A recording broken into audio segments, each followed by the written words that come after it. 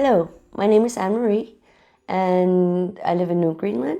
So this is the second episode of my Christmas here in Nuuk. So what we really like here in Greenland, because it gets very, very dark during the Christmas month, is that we have a lot of Christmas decorations. And a lot of the Christmas decorations we have are candle lights, but also lights outside, like a lot of the places in the world.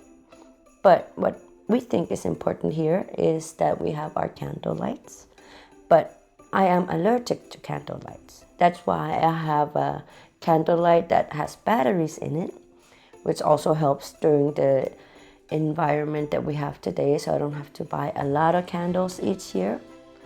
But also, when we are thinking about decorating our Christmas lights, we begin to think about it around July, August.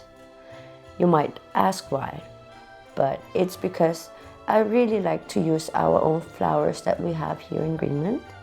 So I have to start collecting during July, August, because you might think that we always have winter and we always have snow. That's not true. We have a little bit of summer. So that's why we collect them during July and August. Then we freeze them down, then we use them for our Christmas decorations.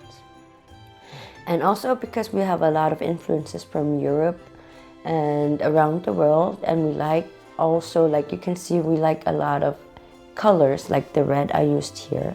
As you might have noticed, we don't have that many colors in our flowers, but I really like the color red. Also because it represents a lot of the Christmas colors that we have around the world. So yeah, that's the story of our Christmas decorations here in my home.